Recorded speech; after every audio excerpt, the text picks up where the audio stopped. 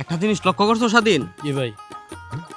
নামাজ কালাম পড়লে কিন্তু মনে শান্তি লাগে এবং হালকা হালকা লাগে নিজে। কি কইছেন ভাই? হ্যাঁ, কি কইছেন? সুমনরে দেখতেছি না আজকে, সকালে ফজরের সময় দেখলাম না, এখনো জোহরের সময় নামাজ দেখলাম না।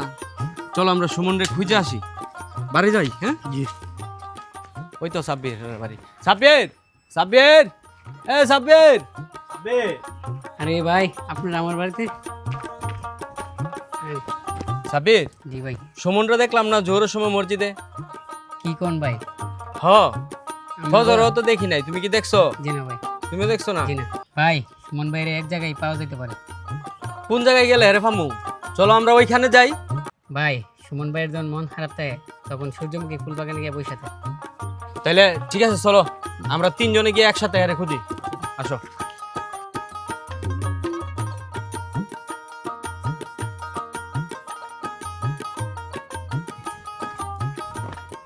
ভাই, আপনারা কইছি না, ওই তো সুমন ভাই বইয়া রয়েছে। আরে হ, চলো যাই।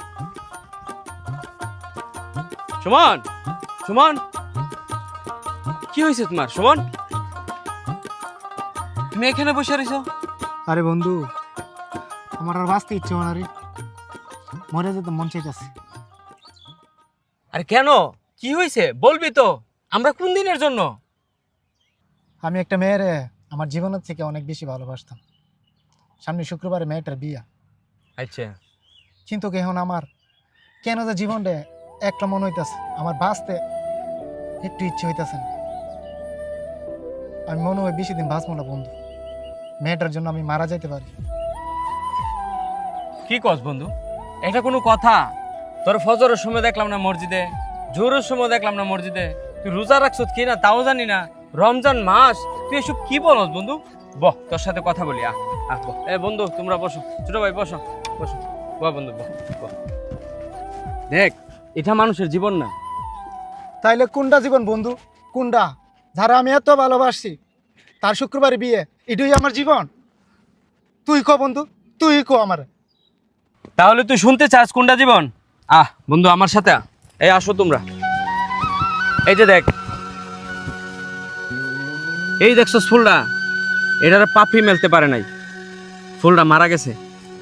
কিছু গাছের ফুল মানুষের ছিঁড়ে নিছে, আবার একটা ফুল সবগুলার মাঝে বাইসা রইছে।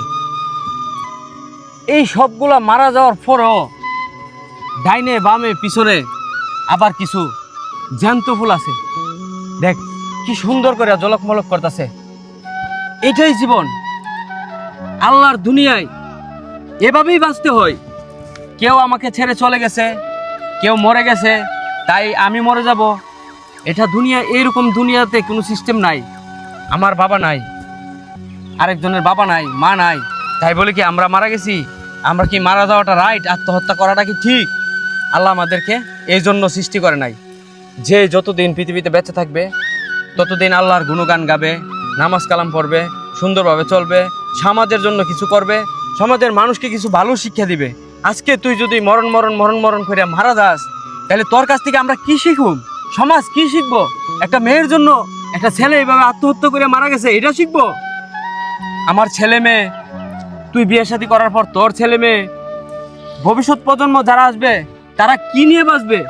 আমরা এই দুনিয়াতে আসছি ইতিহাস করে যাওয়ার জন্য, আমরা এই দুনিয়াতে আসি নাই কলঙ্ক রটানোর জন্য।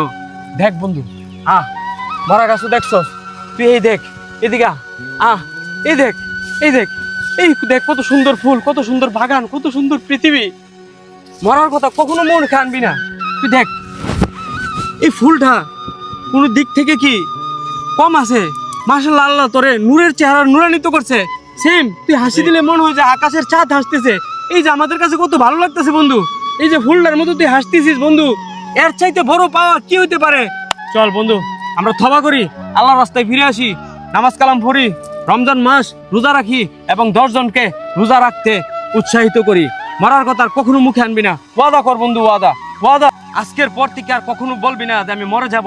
ওয়াদা কর বন্ধু, ওয়াদা, ওয়াদা, ওয়াদা কর। আমি ওয়াদা করতেছি, আজকের পর থেকে আর আত্মহত্যার পথ আমি বেছে নেব না। এই সুন্দরী পৃথিবীতে বাঁচার অনেক ইচ্ছা আছে, সবাই বাঁচতে হবে, তাই আর ভালোবাসার জন্য আমরা এই আত্মহত্যার পথ নেব না। ঠিক, ঠিক বলেছিস বন্ধু। চল।